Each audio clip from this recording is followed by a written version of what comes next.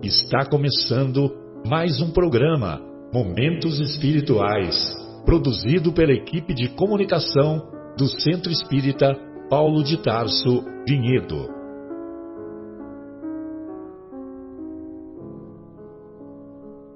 Se guardas contigo o estigma do sofrimento, indagando pela solução dos velhos problemas do ser e da dor, se percebes a nuvem que prenuncia a tormenta e o vórtice traiçoeiro das ondas em que navegas, vem conosco, estudemos a rota de nossa multimilenar romagem no tempo, para sentirmos o calor da flama de nosso próprio espírito, a palpitar, imorredouro na eternidade, e acendendo o lume da esperança, perceberemos juntos, em exaltação de alegria, que Deus, o Pai de infinita bondade, nos traçou a divina destinação para além das estrelas.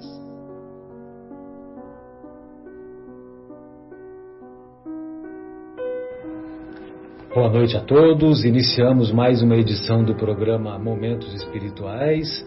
Hoje, 14 de fevereiro de 2020, e estamos na agradável companhia do nosso querido Leandro, do nosso querido Guilherme, e hoje recebendo de volta uma participação especial, especialíssima, do nosso querido Marcos Melo, que estava envolvido em suas atividades, né, Marcos? Pois e estávamos com saudades. Obrigado. E essas saudades são verdadeiras, como diz o Haroldo, né? São verdadeiras. Como você falou na preleção do Anel de Luz, quem é vivo sempre aparece. Às vezes até morto aparece. Um programa de base espírita, né? De vez em quando os mortos aparecem. Né? Ele falou que o vivo é o que segue o caminho de Deus, exatamente. Aquela história a morte, o que significa morte no judaísmo, exatamente, né? Então, os mortos para o judaísmo são aqueles que estão distantes da prática da lei de Deus. E os vivos são aqueles que estão se aproximando de Deus, que estão cumprindo com os mandamentos de Deus. E quando falam no judaísmo, quando fala mandamento é uma ordem. E uma ordem tem que ser cumprida. Mandamento não é um conselho, né? Nós ocidentais é que achamos que é uma orientação, uma recomendaçãozinha. E não é, né? Os mandamentos de Deus são mandamentos, são ordens que devem ser cumpridas, e nós ainda nos recusamos a cumpri-las há tanto tempo. Diria que eu sou um morto-vivo.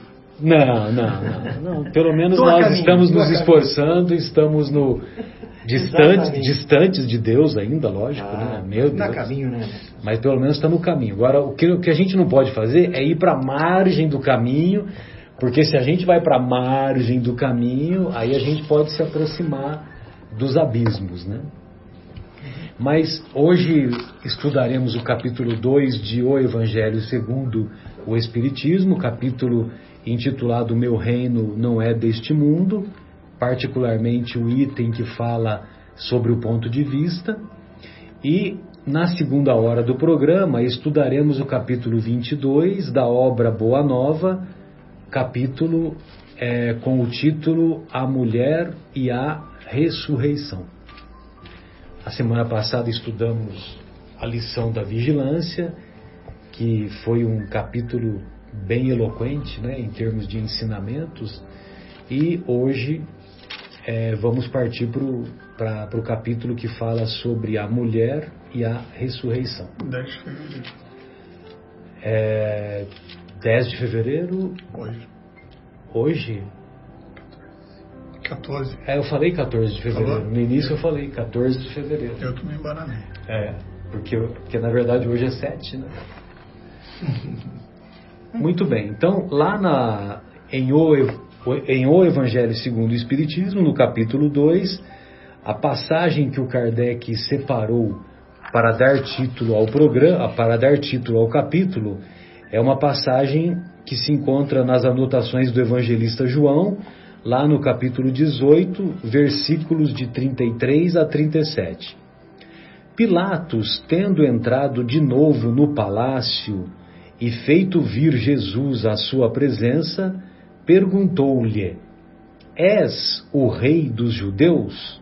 Evidentemente que ele perguntou em tom irônico, porque ele considerava Jesus como uma pessoa desqualificada, uma pessoa da plebe, uma pessoa ignorante, aquela coisa toda.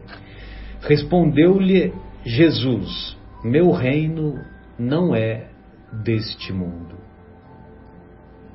Se o meu reino fosse deste mundo, a minha gente houvera combatido para impedir que eu caísse nas mãos dos judeus.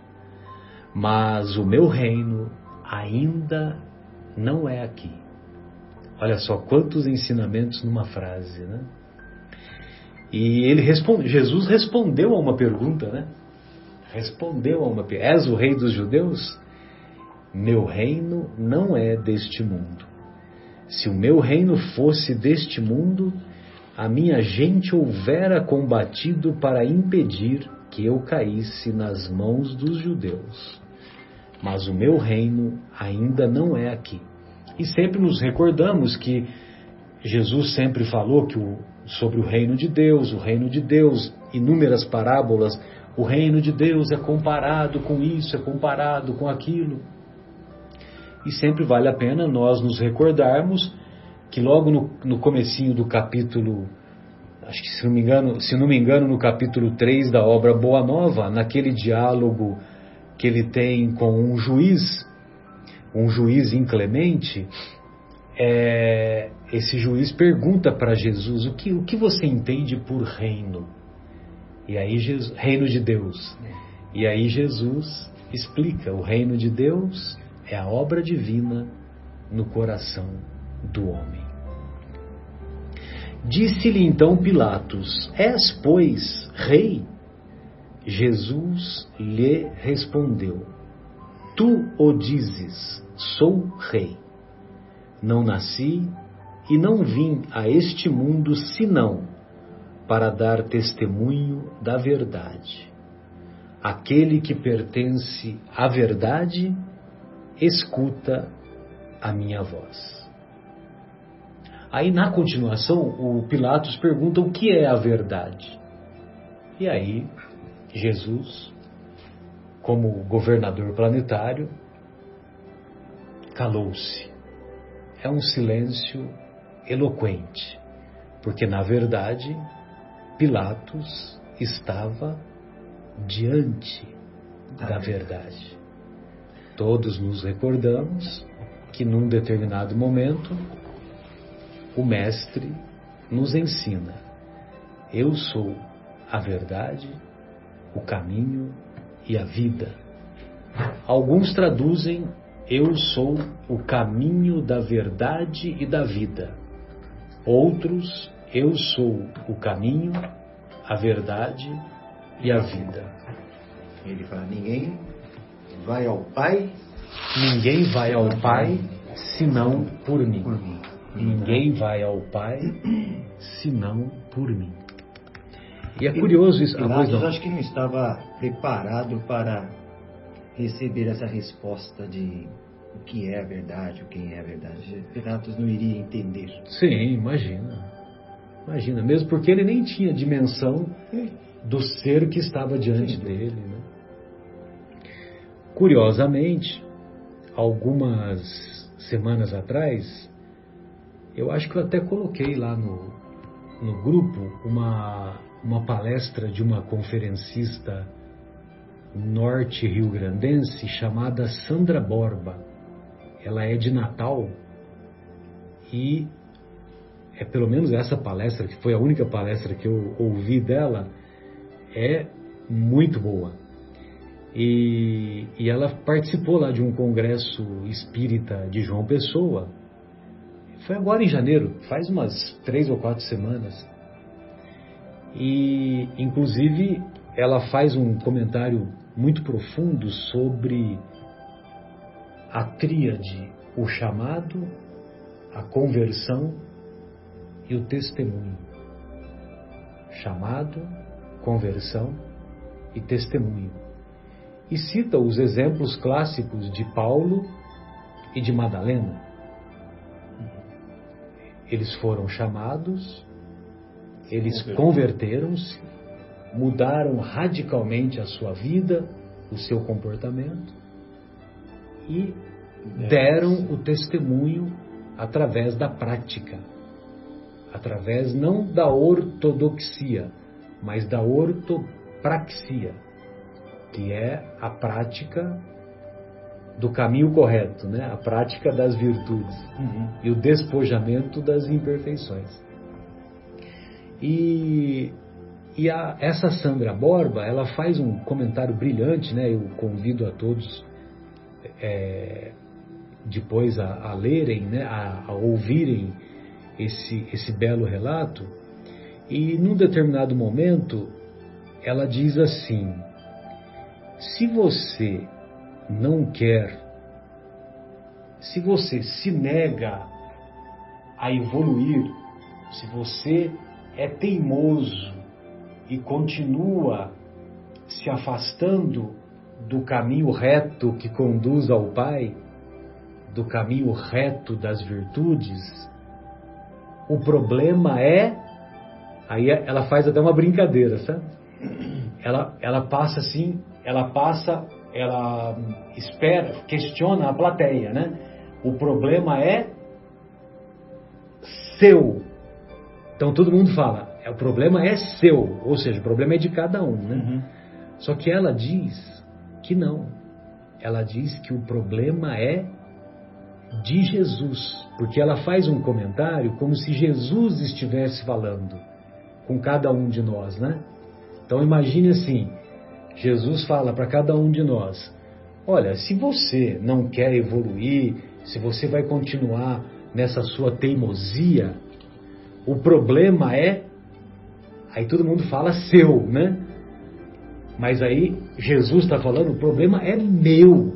E eu assumi esse problema e eu não vou descansar enquanto todas as ovelhas estiverem no meu rebanho. Né? Porque ele não prometeu isso? Eu não vou desistir de você, né? Não vou desistir de você. Você não vale nada, como diz a canção, né? Eu não valho nada, mas eu gosto de você. Então, Jesus conosco, ele pensa dessa maneira, né? Como é que diz a música, Marcos? Você não vale nada, mas eu gosto de você. É uma coisa assim, né? É isso mesmo, né? Um grupo calcinha, não sei o que lá, né? Como é que é o nome do grupo? Calcinha Preta. Calcinha Preta, acho que é. Acho que é isso. Acho que é isso daí. Você não vale nada, mas eu gosto de você. Então, é lógico que nós estamos falando brincando e é só para exemplificar. Mas não é que nós não valhamos nada. Nós temos muitas imperfeições, mas também os benfeitores espirituais, que são os mensageiros diretos do Mestre e que agem em nome do Mestre, não medem esforços para estender sempre mãos generosas para que nós busquemos o aprisco, busquemos o curral das ovelhas que serão conduzidas finalmente pelo bom pastor. Eu sou o bom pastor, conheço cada ovelha pelo nome. E ele conhece mesmo, né? Para ser governador planetário, quantos terabytes ele tem no cérebro dele? Para acompanhar, já pensou? Para acompanhar a folha corrida das reencarnações de cada um de nós, né? Um ser que há 4 bilhões e meio atrás já era governador planetário. Já montava planetas? Já montava planetas. Criava, né, planetas. Imagina então, nossa. E o Chico... a imensidão de um espírito desse. Impressionante, não dá para dimensionar. Né? E o Chico, o Chico ainda confidencia numa determinada ocasião para o nosso querido Geraldinho que, com todo respeito, ele fala assim: olha, com todo respeito a nosso Senhor Jesus Cristo, Ele é o nosso Cristo planetário e não podemos dimensionar o seu valor, né? Uma vez que a sua grandeza é enorme. Mas, embora ele seja o Cristo planetário, ele não é o Cristo do sistema solar. Porque são vários Cristos que dirigem o sistema solar. O sistema solar tem um Cristo que coordena os outros Cristos. E certamente a Via Láctea também tem o seu Cristo, que coordena os outros sistemas solares, os outros sistemas de tantas estrelas, né? De tantas constelações, vamos dizer assim. Então imagine, né? Imagine a dimensão disso, né? Ou seja, agora eu não me lembro quem, que quando foi lançado aquele telescópio Hubble, telescópio Hubble, quando o telescópio chegou na altura de Saturno, tinha uma câmera, né? Aí, esse alguém que estava acompanhando, por favor, vire em direção à Terra. Aí, virando em direção à Terra, o nosso planeta Terra é um ponto azul escuro na imensidão. Azul escuro na imensidão. É um ponto. Então o que somos nós? Por que tanto orgulho? Tem uma foto de uma sonda, acho que é Viking, enfim, acho que deve ser a Viking. Ela passa por trás dos anéis de Saturno, né? É uma Viking mesmo, é a Viking. Ela passa por trás dos anéis de Saturno e ela vira mirando o planeta Terra lá no fundinho. É um pontinho do nada, assim, lá no fundo. E ele fala: aqui é o planeta Terra. Marcos, eu não sei, eu me lembro da história que foi contada, que seria quando foi lançado o telescópio Hubble, né, através de um satélite e tal, mas eu não sei, pode ser que eu esteja enganado e pode ser que o nome seja, se não me engano, seja Viking, mas aí eu também não vou te... Ela foi passando por planeta, né? Ela fez todo uma... Agora, pode ser que essa sonda que você está se referindo tenha feito a mesma experiência. Sim, pode ser. Depois do Hubble, mas eu só sei que a experiência foi essa, né, que é o mais importante. Mas é mesmo, é um pontinho azul, né? Um pontinho azul no universo. E eu vi um vídeo, assim, até em uma das aulas, alguns anos atrás, eu passei para a sala, que mostrava os planetas, não sei se você já viu, tem na internet. O planeta Terra, começa pela grandeza do planeta Terra, grande, assim, um planeta, e aí vem o maior que ele vai ficando pequeno, acho que é Vênus, enfim, aí vem Mercúrio, que é gigante, e aí vai passando aqueles planetas e ele vai ficando pequenininho, ele passa a ser um pixel, aí vem o Sol, e todos vão ficando pequenininho, o Sol maior, só que vem um maior que o Sol vai ficando pequenininho, todos vão sumindo, você já não vê aqueles planetas do sistema solar, aí vem um tão gigante que você já não vê mais o Sol, e assim por diante, você vê a imensidão, né? E das coisas, e isso são os conhecidos. Esses são os conhecidos que o Hubble mapeou. Esse maior, inclusive, o que me chamou a atenção, que eu lembro desse vídeo... esse nome. Eu acho que é esse, né? Você, num avião a 400 ou 500 km por hora, levaria 1024 anos para dar a volta na circunferência daquele astro inteiro. Imagina, né? 1024 anos para contornar ele na Que circunferência. coisa, né? Impressionante, né? Impressionante, é um universo ainda. E tudo funciona direitinho, né? E tudo funciona direitinho. Tem gente que não acredita em Deus. Nós respeitamos, né? E Deus também Deus é um pai tão generoso que permite que seus filhos dele duvidem. Né? Bem, agora vamos entrar um pouquinho aqui no comentário do Kardec, que o Kardec faz um comentário muito legal a respeito do ponto de vista, né? Lá no item 5. Então, meu reino não é deste mundo, significa que Jesus está trazendo o conceito da imortalidade da alma, uma vez que o reino dele é em nossos corações, e então o nosso coração, ou se quisermos traduzir por a nossa alma, ou se quisermos traduzir ainda melhor como o nosso espírito, essa individualidade, esse ser pensante que preexiste e sobrevive após a morte do corpo físico, uma vez que alma, no conceito do Livro dos Espíritos, nós vamos encontrar que alma é o espírito encarnado. E espírito é o espírito desencarnado, o espírito lá no mundo espírita ou no mundo espiritual. E essa individualidade, lógico que ela prevalece e ela persiste após a cessação do funcionamento dos órgãos físicos. Então, lógico que ele vem trazer o conceito da imortalidade da alma.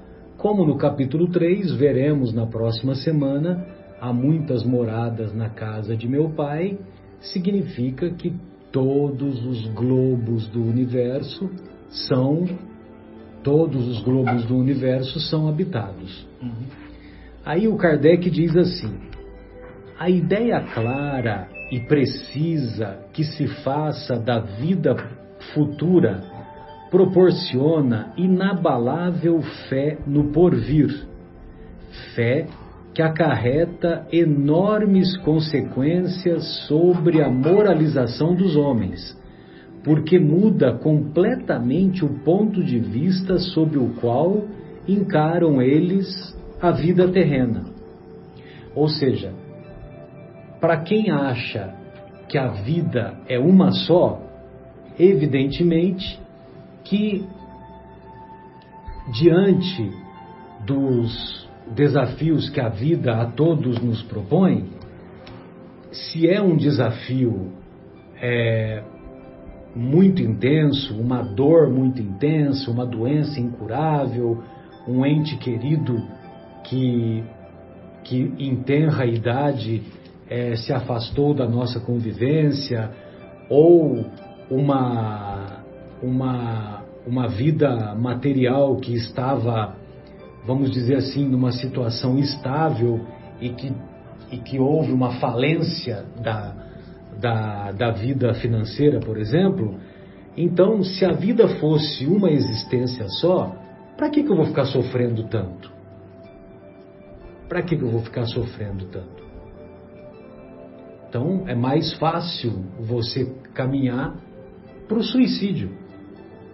Então, nós compreendemos essa visão de quem, embora consideremos que a visão é equivocada, mas nós compreendemos que é mais fácil você partir para esse caminho, você fugir dos desafios que a vida a todos nos propõe. Mas, uma vez que nós temos o conceito da imortalidade da alma, que temos várias experiências, então, evidentemente que os desafios que a vida nos propõe constituem oportunidades valiosas de aprendizado, de evolução, que vão nos servir de fortalecimento moral e de desenvolvimento intelectual. Ou seja, nós vamos exercitar a inteligência e as nossas forças morais para superar aqueles desafios. Aí sim tem um sentido na vida.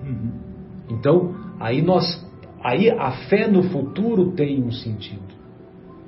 Eu até gostaria de pedir para você, Guilherme, se você acha aí a questão que fala sobre a felicidade, eu acho que é 922. Mas dá uma checadinha, porque às vezes eu me engano. Né? Não que eu me ache, mas eu me tenho certeza. Né?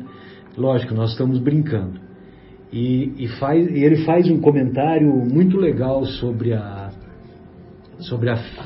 felicidade. Qual o conceito de felicidade relativa, né? É isso mesmo. Então vamos lá, Leandro, por favor. A felicidade terrestre é relativa à posição de cada um. O que basta para a felicidade de um constitui a desgraça de outro. Haverá, contudo, alguma soma de felicidade comum a todos os homens? Aí a resposta. Os benfeitores respondem sim. Só que eles não falam só sim, né? Eles acrescentam, eles né? Têm um comentário. Eles têm um comentário, porque eles são benfeitores espirituais, eles são espíritos de alta hierarquia. Exatamente. Eles não vão falar só sim ou não, né? Exato. Como nós falaríamos, né? Nós falaríamos sim. Sim. Com relação à vida material, é a posse do necessário. A posse do necessário. Com relação à vida moral, a consciência tranquila e a fé no futuro. A consciência tranquila e a fé no futuro. Olha só, como que o Kardec, como que ele entrelaça, né, as coisas, né? Se nós temos a consciência tranquila, fala a verdade, você não é um estado de felicidade real? Com certeza. Nós estamos buscando lá, por exemplo, nós temos lá como é que se diz? Aquela BMW branca 0 quilômetro que acabamos de comprar. Nós acabamos de comprar e passa meia dúzia de meses, o que nós queremos? Outro modelo. Um outro modelo, um azul, que o Guilherme já está me corrigindo aqui, que a preferência dele é azul, né? Eu já acho que BMW tem que ser branca, viu, Guilherme? Mas isso é só uma frescura, né? Mas eu só estou exemplificando para dizer que nós passamos a sofrer por coisas pequenas, por coisas transitórias. Quer ver um outro exemplo que é muito comum? O sujeito acaba de ser eleito deputado federal, certo? Acaba de ser eleito deputado federal. Qual que é a preocupação dele? No dia seguinte que ele é eleito? Reeleição. A reeleição. Ele já começa a ficar angustiado e a trabalhar pela reeleição. Como é que eu me perpetuo no cargo, né? Exatamente. E isso gera ansiedade, isso gera, muitas vezes, ele tem que fazer alianças com pessoas que ele não gostaria de fazer, com pessoas que ele não tem tanta confiança assim, entendeu? E isso vai trazer paz para a consciência dele? E o nosso querido Kardec está acrescentando inabalável fé no porvir, fé no futuro, fé que acarreta enormes consequências sobre a moralização dos homens. Aí ele continua: para quem se coloca pelo pensamento na vida espiritual, que é indefinida, a vida corpórea se torna simples passagem, breve estada num país ingrato. Breve estada num país, ou estadia, né? Num país ingrato, né? É uma noite mal dormida, né? Você pegou um hotel de beira de estrada, fez uma viagem, vamos dizer assim, uma viagem cansativa e ainda chegou lá, pegou uma estadia que era disponível, né? Que às vezes o nosso querido Guilherme, ele me conta que ele fica numas estadias que depois dá dor nas costas dele, né? E então é uma noite mal dormida. Agora, olha só o detalhe. O que ele diz assim, ó: para quem se coloca pelo pensamento na vida espiritual. Certamente ele deve ter se inspirado no diálogo de Sócrates com Croton, que era um dos seus discípulos e que subornou o guarda ou os guardas da prisão onde encontrava-se Sócrates. O Sócrates foi condenado a morrer bebendo o veneno da cicuta. Mas antes ele ficou preso um tempo. E na prisão, os amigos, os discípulos dele, fizeram de tudo para tirá-lo da cadeia. E foi um julgamento extremamente injusto, foi um julgamento, nem precisamos entrar em detalhes, mas 72 juízes julgaram Sócrates. Alguém sabe o nome de um deles? Não ficou registrado para a história. Só que Sócrates não tem sobrenome. Hoje nós valorizamos muito o sobrenome, ainda valorizamos muito, né? Não é Sócrates, né? De Simone Cesário, né? Estou falando meu sobrenome, né? É Sócrates. Mas ficou, né? Quem ficou na história? Sócrates, que sofreu uma injustiça, ou os que o condenaram? Quem ficou para a história, marcado, foi Sócrates. E o Croton foi lá e falou para o Sócrates: mestre, não queremos que você fique preso. Nós, essa noite, você será libertado. Os guardas esquecerão, entre aspas, as portas da prisão destrancadas e você vai se ver livre. E nós levaremos você para lugares distantes daqui de Atenas. Aí o Sócrates diz para ele: que mau discípulo você é, Croton. Como eu vou falar, ensinar sobre a honradez amanhã, tendo saído da prisão através de um meio ilícito, através de um meio de suborno, de um meio de desonestidade? Como que eu vou falar sobre honestidade se eu usei de honestidade para sair da prisão? Mas, mestre, você está aqui. E é aí que eu quero entrar, né? Você está aqui sozinho entre 4 paredes. Eu, sozinho, entre 4 paredes. Onde vai meu pensamento, lá vou eu. Onde está meu pensamento, lá estou eu. O que o Kardec fala?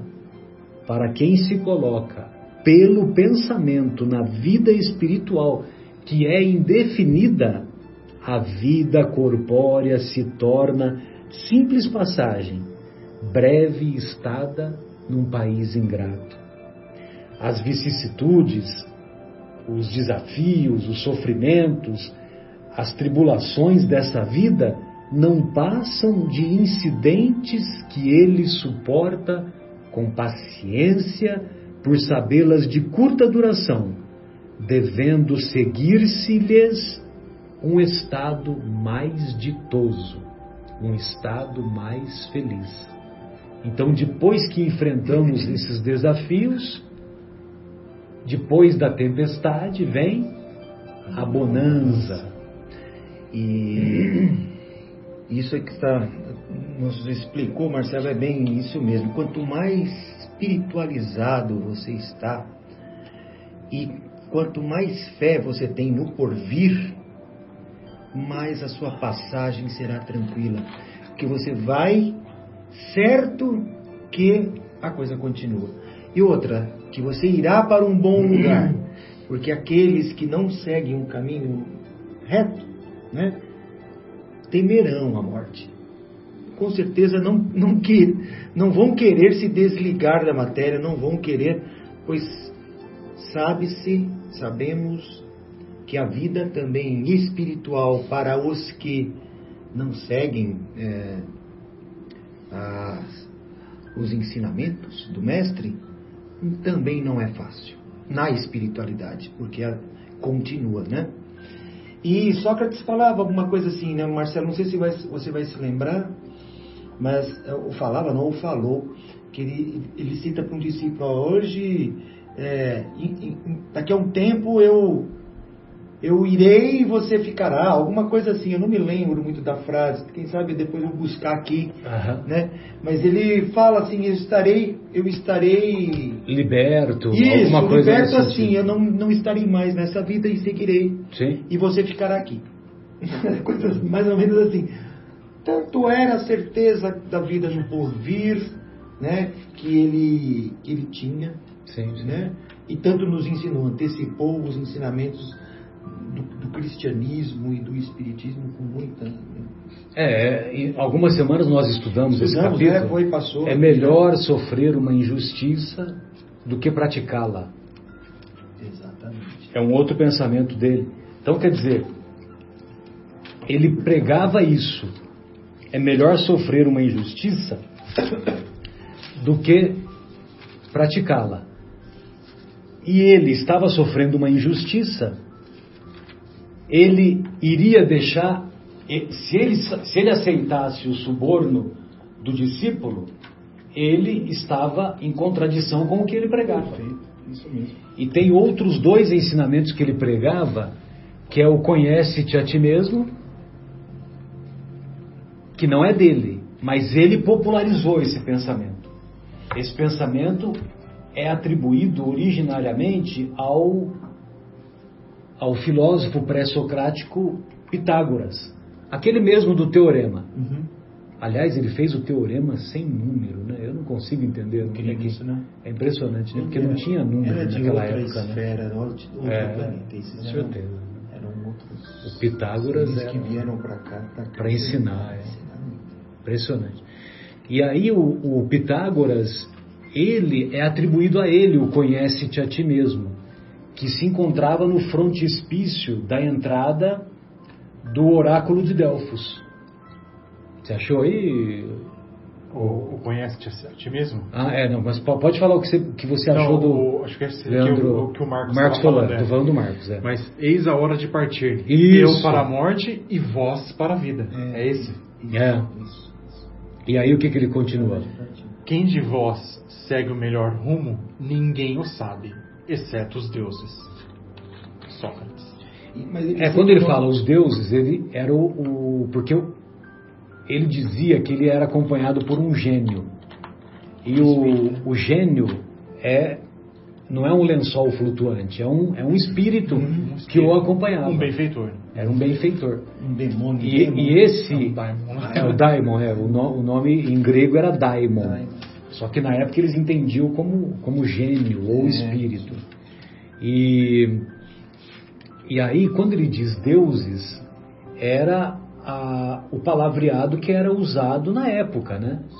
Então, quando ele queria dizer deuses, provavelmente ele estava se referindo aos benfeitores espirituais. Só que não havia esse conceito, né? Sim. Evidente. Bom, aí o Kardec continua, só para terminar essa pequena exposição aqui do Kardec. Então ele diz assim: à morte nada mais restará de aterrador. Então, se você tem o ponto de vista da vida futura, a morte não é uma coisa sombria, uma coisa desastrosa, um mergulho no buracão, né? Um mergulho no nada. À morte nada mais restará de aterrador.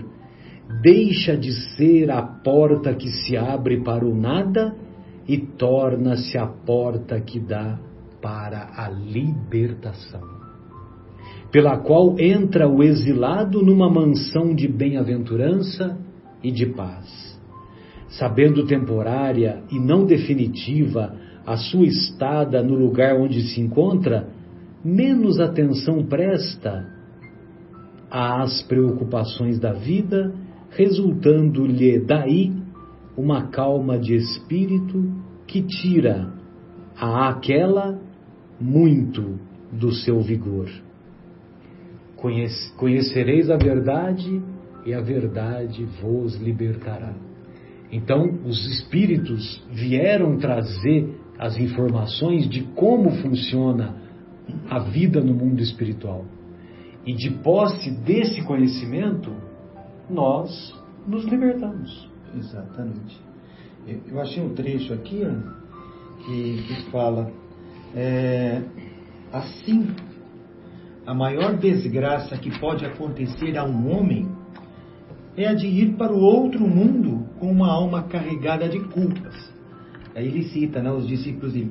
Tu vês, Cállicles, que nem tu, nem Polos, nem Geórgias poderíeis provar que se deve seguir outra vida que nos seja mais útil quando formos para lá.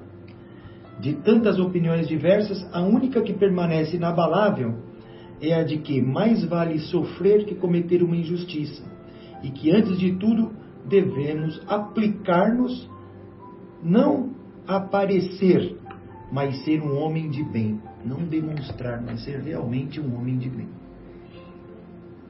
É isso aí, né? Que é o... Você Ele estava na prisão, estava preso. O demonstrar é assim, né? Olha, Marcos, eu sou... que nós falamos lá hoje, né? É o ego e o self, né? O ego e o self. O self é a mesma coisa que o eu interior. E o ego é aquilo que nós projetamos para os outros. Então, aquilo que eu quero que você pensa de mim, né? Oh, Marcelo é um cara legal, é um cara participa lá dos momentos espirituais, frequenta o Paulo de Tarso, é um cara bacana, tal. Isso é aquilo que eu demonstro ser, né? Que ele fala aí. Só que aquilo que eu sou realmente é apenas eu no meu mundo íntimo, tendo Deus como testemunha, é que sabemos. E às vezes nem a gente. Como assim? Tem um livro chamado Um Nem Um 100 Mil, escrito na década de 20, muito interessante, que começa com o diálogo da esposa com o marido. O marido está olhando no espelho porque ele está com uma espinha dentro do nariz. Conhece esse livro? Não. E a esposa chega para ele e fala assim: o que você está tanto olhando no espelho? Não, eu estou com um negócio aqui no nariz. Que negócio? Seu nariz é torto, você não sabe disso? Ele, oi? Não, é só uma espinha. Como assim meu nariz é torto? E o livro começa daí. E ele começa a descobrir que, de fato, o nariz dele é torto. Ele nunca olhou para ele de fora do corpo dele. Então ele conhece a realidade que ele ali dentro conhece. Então ele começou a ver que realmente existiam coisas que nem ele conhecia. Então às vezes, né, não sei se... Entendi o que você quis dizer. Às vezes nós temos certas características que nós sequer conhecemos. Sequer conhecemos, sem dúvida. Sem dúvida. Por isso o convite da doutrina espírita o tempo todo. Reforma íntima, renovação interior, conhece-te a ti mesmo, Santo Agostinho, questão 919, A e B, entendeu? E por aí afora, né? E nós sempre queremos ir para fora, né? Para fora, para fora, para fora. E a solução está onde? Dentro.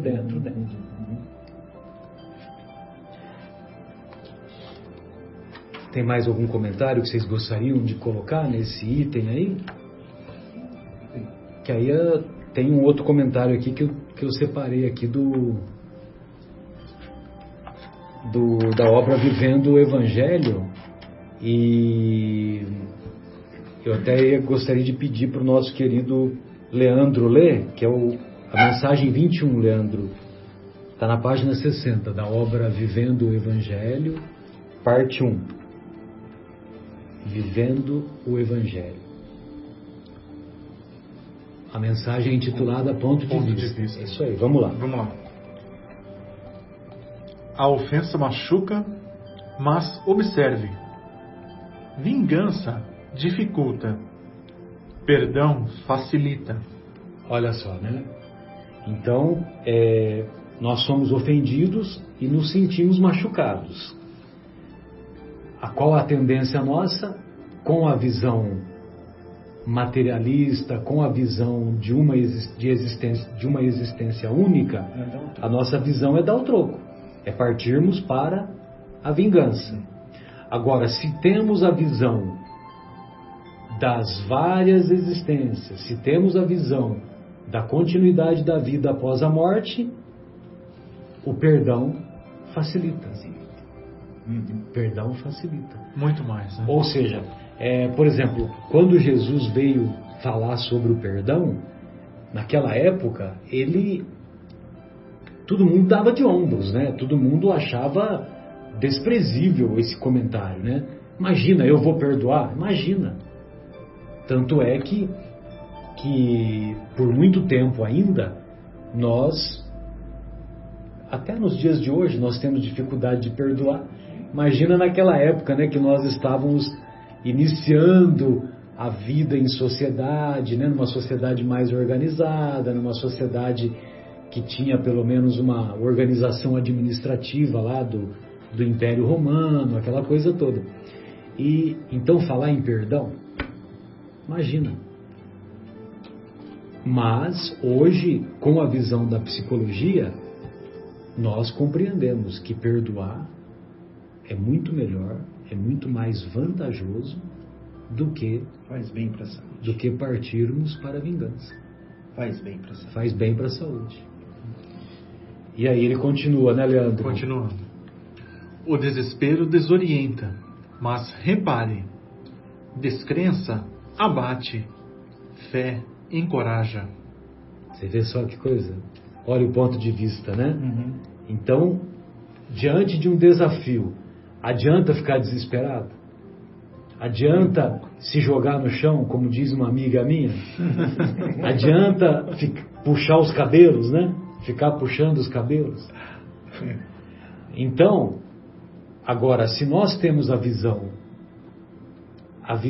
desprovida da continuidade da vida após a morte, nós partimos para a descrença, né? Eu não acredito em nada, eu estou desanimado, nem sei o que eu estou fazendo aqui, nem sei se eu acredito em Deus, né? Aí a gente parte para isso.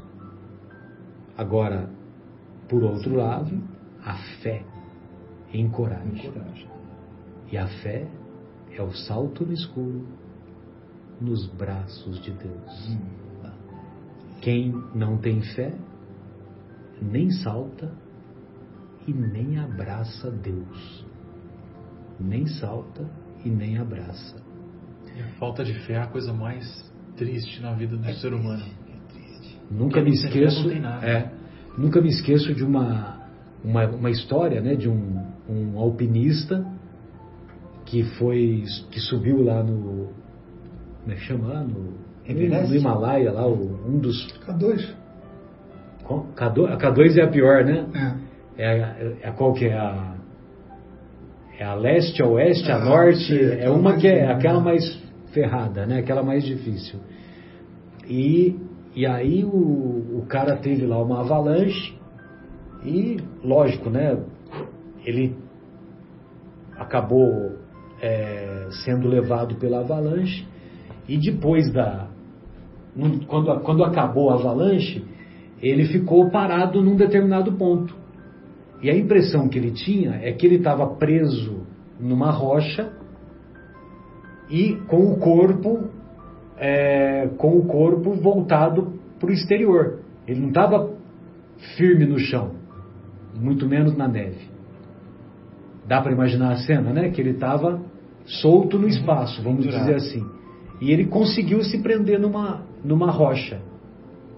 Aí ele não sabia o que fazer. Não sabia o que fazer e sopraram no ouvido dele: faça uma prece. Aí ele fez uma prece, pediu ajuda, logo em seguida veio uma outra voz e falou para ele: corte a sua corda. Porque tem aquele trajeto, né, da corda e tal, e no dia seguinte ele foi encontrado morto por causa da hipotermia, né, que é um frio horroroso, né, a 50 centímetros do chão. Ou seja, se ele cortasse mesmo. A fé é o salto no escuro nos braços de Deus. Precisamos saltar para abraçar Deus.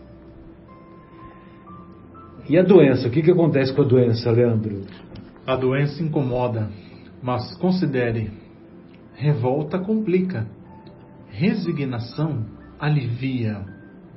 Os pacientes que se revoltam são os de mais dificuldade que a gente encontra para tratar. E com piores resultados. Os que têm a atitude da resignação, nós nos recordamos, né, uma definição do Lázaro em uma das mensagens no Evangelho segundo o Espiritismo. Ele vai dizer: a obediência é o consentimento da razão, enquanto que a resignação é o consentimento do coração. Obediência, consentimento da razão. Resignação, consentimento do coração. Então, quando ele diz da resignação, ou melhor, como eu estava dizendo, os pacientes que são resignados, mesmo diante de doenças mais graves, mesmo diante de, eu vou exemplificar com aquilo que eu trabalho, que é principalmente o câncer de mama, o câncer ginecológico, as pacientes que são resignadas, que não caminham para o lado da revolta, que se sujeitam ao tratamento, não interessa se é quimioterapia, se é cirurgia de 4 horas, de 6 horas, de 8 horas, não interessa. Elas, mesmo diante de tumores mais agressivos, os resultados são melhores. Vale recomendar aos ouvintes que assistam a Anete Guimarães explicando, né, o porquê disso tudo, com aquela palestra do O Fardo com Jesus é mais leve, mais suave, né? Então ela explica até com o vocabulário da medicina, ela explica direitinho o porquê que isso acontece, né? Exatamente. Vale a pena. Tem lá no YouTube o Fardo Leve, Anete Guimarães. É só escrever isso. Vale a pena. Sim. E a dificuldade? O que acontece com a dificuldade diante das duas visões, Leandro? A dificuldade perturba, mas examine. Comodismo prejudica, trabalho ajuda. Discorra sobre o tema, Guilherme. Aí é com você. Comodismo e trabalho. 40 minutos. É verdade, né? A gente tende a se acomodar algumas vezes, né? Não raro a gente vê as pessoas seguindo pelo caminho mais fácil, né? A famosa porta larga, e a gente vê isso a todo tempo. Mas a gente sabe, assim, falo isso até com um pouquinho de dor, porque eu me vejo muitas vezes fazendo essa caminhada, né? É da natureza do ser humano. Totalmente. Até, por exemplo, hoje, eu estava em casa, quando eu vi que vinha bastante gente, eu falei assim, puxa, eu não vou, estou cansado. Depois eu pensei, não, mas peraí, está todo mundo cansado, claro que eu vou, né? Isso aí não é um favor que eu estou fazendo, é o contrário, é para minha evolução, né? Então o trabalho às vezes é doído, mas ajuda, né? Olha, isso aí. Muito bem. Então, comodismo. Então nós estamos diante de dificuldades. Se nós trabalharmos, nós vamos buscar soluções. Se nós nos acomodarmos, vamos caminhar para o prejuízo. E tem um conceito que é o Einstein que falava, né, o Guilherme, que louco é aquele que faz as mesmas coisas buscando resultados diferentes. Então, se você faz as mesmas coisas, o resultado vai ser o mesmo. Então você se acomoda. É aquela história lá do poder do hábito. Então, se você modifica os hábitos buscando resultados diferentes, aí sim, aí você está fugindo do comodismo, você está trabalhando e você certamente vai progredir. Agora, se você mantém aquela mesma toada, o resultado vai ser o mesmo. E é legal, né? Porque ele faz se você tem a visão apenas dessa existência, você vai caminhar, você vai escolher para o comodismo. Agora, se você tem a visão da vida futura, então você vai se esforçar e trabalhar continuamente. E o nosso querido Paulo de Tarso tem uma frase que ele diz assim: quem trabalha, come. Quem não trabalha, não come. Agora, o come não é só no sentido material, de comida material.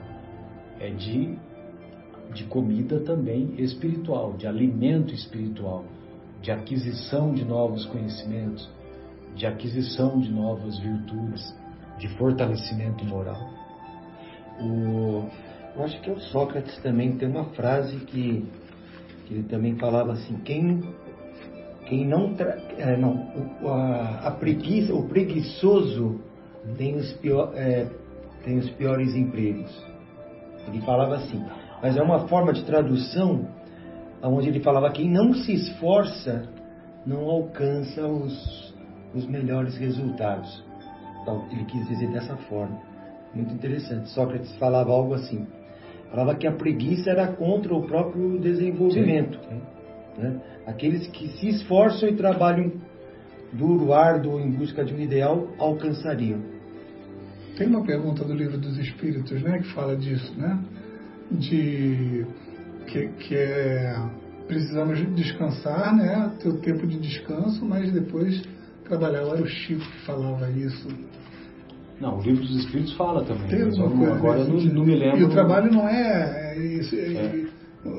Ir para a empresa trabalhar, não é isso. Porque uma das leis morais é a lei do trabalho. Entendeu? Então, provavelmente foi nesse capítulo assim que você deve ter visto. O sarcasmo dói, Leandro? Muito. O sarcasmo dói, mas avalie. Revide nivela.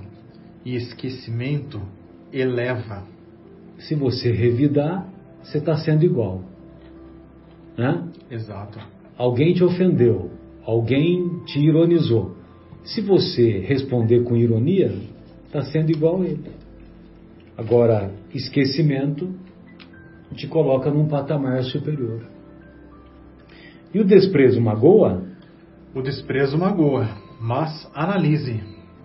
Ódio atormenta e o amor acalma. Amor acalma.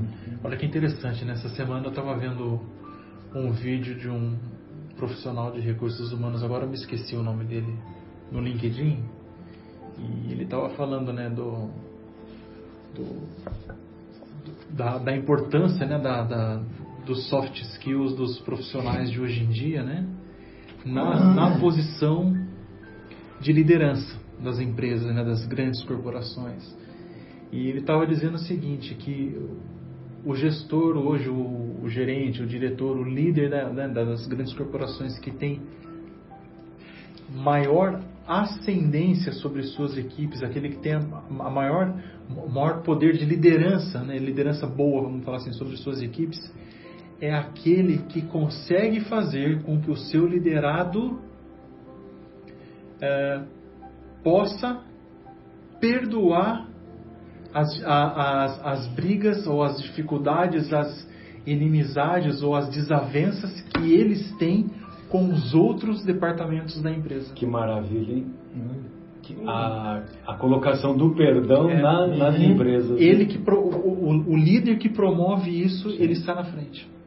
Você deve estar vendo isso, né, Guilherme? Com frequência, né? Esse particularmente não, mas tem até aquela máxima, né, que nós somos contratados pelas nossas qualidades técnicas, né, que estão no nosso currículo, geralmente somos demitidos pelas nossas atitudes não adequadas, né? Que na hora da entrevista não aparece, mas depois quando a gente está ali, a coisa acontece e a gente acaba sendo demitido. Mas legal, essa daí eu não conhecia. Eu vi essa semana, eu até devia ter salvado em algum lugar esse vídeo, foi muito legal. E é importante expor seu ponto de vista, Leandro? É importante expor seu ponto de vista a respeito da vida, exaltando os ensinamentos do Evangelho, mas suas atitudes é que vão revelar se você realmente está com Jesus. Pregue o Evangelho o tempo todo. Se necessário, use palavras. Use palavras. Sensacional. Encerramos a primeira parte do capítulo de hoje. Meu reino não é deste mundo. Retornaremos em instantes.